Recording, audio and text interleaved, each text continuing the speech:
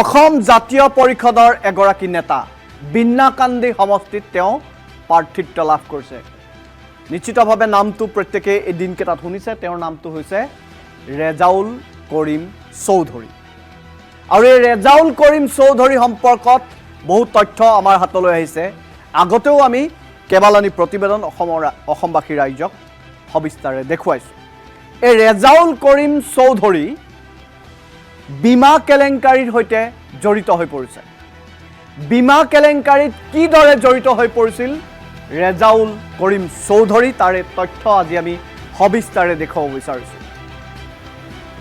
5 কোটি বীমা কেলেংকাৰীত কিদৰে জড়িত ৰেজাউল, সেই কাহিনী আজি আমি সবিস্তাৰে ক'বলৈ ওলাইছোঁ।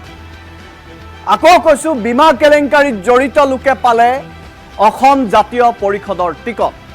বিন্নাকান্দি সমষ্টিৰ প্ৰাৰ্থী ৰেজাউল কৰিম চৌধুৰী। ৰেজাউল কৰিম চৌধুৰী শেহতীয়াকৈ বীমা কেলেংকাৰীত জড়িত বুলি ওলাইছে। 5 কোটি টকাৰ বীমা কেলেংকাৰীত কিদৰে জড়িত হৈছিল ৰেজাউল কৰিম চৌধুৰী? আছাম টক্সৰ হাতলৈ আহিছে A to Z তথ্য। ৰেজাউল কৰিম চৌধুৰীৰ এজন মেনেজাৰ আছিল। মেনেজাৰজনৰ নাম আছিল শামছুল হক চৌধুৰী। ঘটনাটো 2018 চনৰ আগৰ। শামছুল হক চৌধুৰীৰ পত্নীৰ নাম আকলিমা বেগম। আকৌ কৈছোঁ, শামছুল হকৰ পত্নীৰ নাম আকলিমা বেগম। ICICI বেংকৰ নগাঁও শাখাত 5 কোটি টকাৰ বীমা কৰাইছিল শামছুল হকে। তাৰ পাছতে হঠাৎ শামছুল হক নোহোৱা হ'ল। পত্নী স্বামীৰ মৃত্যু হোৱা বুলি কৈ ICICI বেংকৰ পৰা বীমা ক্লেইম কৰিছিল। বীমা ক্লেইম কৰিলে মৃত্যুৰ প্ৰমাণপত্ৰ জমা দিয়াটো বাধ্যতামূলক, সকলোৱে জানে। আকলিমাই এতিয়া কি কৰিব? মৃত্যুৰ প্ৰমাণপত্ৰ ক'ত পাব? আকলিমাক বুজাই দিয়া মতেই ডবকাৰ গাছ তলত থকা এখন কবৰস্থান আছে, সেই কবৰস্থান কমিটিৰ কাষ চাপি। কবৰস্থান কমিটিৰ সেই সময়ত সম্পাদক আছিল মৌলানা হিলালুদ্দিন আহমেদ। আমি যদি সম্ভৱ হয় তেওঁকো দেখুৱাম। কবৰস্থান কমিটিৰ সভাপতি আছিল ৰেজাউল কৰিম চৌধুৰী। এতিয়াৰ যিগৰাকীৰ কথা আমি কৈ আছোঁ, ৰেজাউল কৰিম চৌধুৰীয়ে নিৰ্দেশ দিলে হিলালুদ্দিন আহমেদক যে কবৰস্থান কমিটি তাতে যে কবৰস্থ কৰা হৈছে তাৰ এখন প্ৰমাণপত্ৰ লিখি দিয়ক। ৰেজাউলৰ কথা মতে হিলালুদ্দিন আহমেদে কবৰস্থ কৰা প্ৰমাণপত্ৰ এই শামছুল হকৰ পত্নী আকলিমাক দিলে। এইবাৰ আকলিমা গ'ল ডবকা গাঁৱৰ গাঁও প্ৰধান মৃদুল লস্কৰৰ ওচৰলৈ। মৃদুল লস্কৰকো আমি দেখুৱাম। মৃদুল লস্কৰেও কবৰস্থান কমিটিৰ নথিৰ ভিত্তিত শামছুল হক মৃত্যু হোৱা বুলি লিখি দিলে। কবৰস্থান কমিটি আৰু গাঁওবুঢ়াৰ নথিৰ ভিত্তিত ডবকা CHCয়ে প্ৰদান কৰিলে মৃত্যুৰ প্ৰমাণপত্ৰ। সেই সময়ত ডবকাৰ CHCৰ ভাৰপ্ৰাপ্ত চিকিৎসক তথা জন্ম মৃত্যুৰ পঞ্জীয়ক হিচাপে দায়িত্বত থকা ডাক্তৰ কমল চন্দ্ৰ গগৈয়ে তেওঁক মৃত্যুৰ প্ৰমাণপত্ৰ দিলে। ডাক্তৰ কমল চন্দ্ৰ গগৈ স্বাক্ষৰিত, আকৌ কৈছোঁ, ডাক্তৰ কমল চন্দ্ৰ গগৈ স্বাক্ষৰিত মৃত্যুৰ প্ৰমাণপত্ৰ লৈ ICICI বেংকলৈ গ'ল পত্নী আকলিমা বেগম। আকলিমাৰ পৰা শামছুল হকৰ মৃত্যুৰ প্ৰমাণপত্ৰ লাভ কৰাৰ লগতে বীমা কৰ্তৃপক্ষই ক্ষেত্ৰভিত্তিক অনুসন্ধান কৰে। আকৌ কৈছোঁ, যেতিয়া সেই প্ৰমাণপত্ৰখন লাভ কৰিলে, মৃত্যুৰ প্ৰমাণপত্ৰখন, সেই প্ৰমাণপত্ৰখন আকলিমাই গৈ নগাঁও শাখাটোলৈ গ'ল, যে ক'লে এইখনেই মৃত্যুৰ প্ৰমাণপত্ৰ। যেতিয়া এটা বীমা কোম্পানীয়ে মৃত্যুৰ প্ৰমাণপত্ৰ লাভ কৰে, তেতিয়া তেওঁলোকে ক্ষেত্ৰভিত্তিক অধ্যয়ন কৰে, ভেৰিফিকেশ্যন কৰে। যেতিয়া ভেৰিফিকেশ্যন টীম আকলিমাৰ ঘৰলৈ গ'ল, তেতিয়া ঘৰলৈ গৈ হতভম্ব হ'ল বীমা কৰ্তৃপক্ষ। শামছুল হকৰ নামৰ যিগৰাকী লোকে 5 কোটি টকাৰ বীমা কৰিছিল, তেওঁ ঘৰটো দেখি আচৰিত হ'ল কৰ্তৃপক্ষ। এটা জুপুৰি সদৃশ ঘৰত থকা মানুহজনে কেনেকৈ 5 কোটি টকাৰ বীমা কৰিব পাৰে? ঘৰৰ আত্মীয়ক সোধা পোছা আৰম্ভ কৰে বীমা কৰ্তৃপক্ষই। কথাটো গণ্ডগোলীয়া বুলি জানিব পাৰি বীমা কৰ্তৃপক্ষই সহায় লয় নগাঁও আৰক্ষী। আমি যদি সম্ভৱ হয় তাৰিখটো দেখুৱাম। 1/6/2018 1/6/18 এখন এজাহাৰ দিয়া হৈছিল। 1/6/18 এখন এজাহাৰ দাখিল কৰিছিল বীমা কৰ্তৃপক্ষই নগাঁও সদৰ থানাত।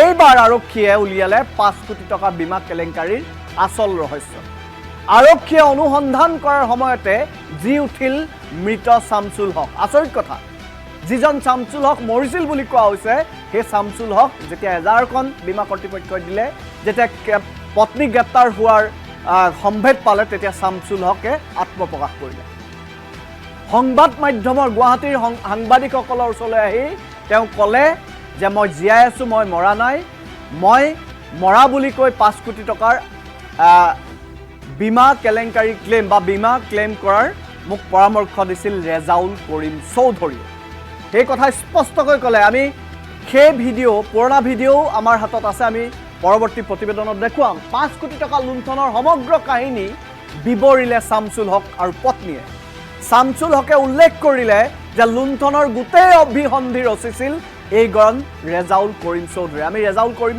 চৌধুৰীকো দেখুৱাম শামছুল হক আৰু পত্নী আকলিমা বেগম গাঁওবুঢ়া মৃদুল লস্কৰ মৌলানা হিল্লাল আহমেদ সেই সময়ত গ্ৰেপ্তাৰ হ'ল যেতিয়া গোটেই অভিসন্ধিটোৰ কথা গম পোৱা গ'ল দবকা CHCৰ চিকিৎসক কমল চন্দ্ৰও গ্ৰেপ্তাৰ হ'ল কমল চন্দ্ৰ গগৈকো গ্ৰেপ্তাৰ কৰা হ'ল গ্ৰেপ্তাৰ কৰা নহ'ল কিন্তু ৰেজাউল কৰিম চৌধুৰী সেই সময়ত যিগৰাকী তদন্তকাৰী আৰক্ষী বিষয়াক মেনেজ কৰি আজিলৈকে ৰেজাউল কৰিম চৌধুৰী বাচি থাকিল এতিয়াও নগাঁও আদালতত বিচাৰাধীন হৈ আছে উক্ত গোচৰটো অহা 7 এপ্ৰিলত আদালতত হাজিৰ হ'ব লাগিব ৰেজাউল কৰিম চৌধুৰী সকলোৱে জানে যে 9 তাৰিখে নিৰ্বাচন বিন্দাকান্দি সমষ্টিৰ AJP প্ৰাৰ্থী ৰেজাউল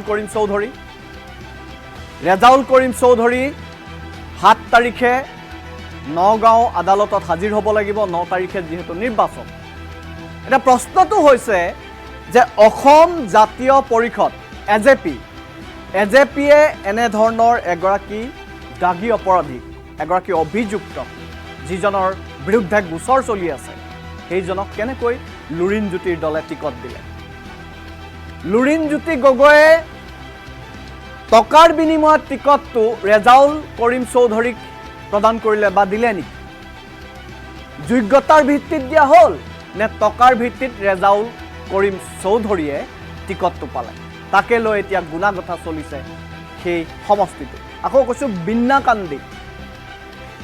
বিন্নাকান্দি এটা গুৰুত্বপূৰ্ণ সমষ্টি এই সমষ্টিটো কংগ্ৰেছ অসম জাতীয় পৰিষদক এৰি দিছে আৰু অসম জাতীয় পৰিষদে এই দুগৰাকী ধুৰন্ধৰ ৰেজাউল কৰিম চৌধুৰীক টিকটটো দিছে আমি গোটেই কাহিনীটো বিৱৰিলোঁ আকৌ কম অকল বীমা কেলেংকাৰীতে নহয় ভূমি কেলেংকাৰীটো জড়িত আছে এইগৰাকী ৰেজাউল কৰিম চৌধুৰী কেইবাখনো থানাত ৰেজাউল কৰিম চৌধুৰীৰ বিৰুদ্ধে গোচৰ ৰুজু হৈ আছে আৰু এইগৰাকী ৰেজাউল কৰিম চৌধুৰীৰ সম্পৰ্কত আসাম টকছে বাতৰি সম্প্ৰচাৰ কৰাৰ পাছত তেওঁ কেনেকৈ ফেচবুক লাইভৰ জৰিয়তে চাফাই দিছিল সেই ফেচবুক লাইভৰ তথ্যও আমি অসমবাসী ৰাইজক দেখুৱাম কিন্তু কথাটো হৈছে যে এগৰাকী অপৰাধী অভিযুক্ত গোচৰ থকা কেইবাখনো থানাত গোচৰ থকা ভূমি কেলেংকাৰীত জড়িত থকা ব্যক্তি অভিযুক্ত এগৰাকী ব্যক্তি কেনেকৈ লুৰিণজ্যোতি গগৈয়ে টিকট দিলে বহুতে কৈছে যে কংগ্ৰেছে এই সমষ্টিটো ৰেজাউল কৰিমক অসম জাতীয় পৰিষদক এৰি দিয়াৰ মূল কাৰণটোৱে হৈছে যে লুৰিণজ্যোতিয়ে তাৰ পৰা টকা লৈ টিকট দিছে এই আমাৰ অভিযোগ নহয় বিন্নাকান্দি সমষ্টিৰ ৰাইজৰ অভিযোগ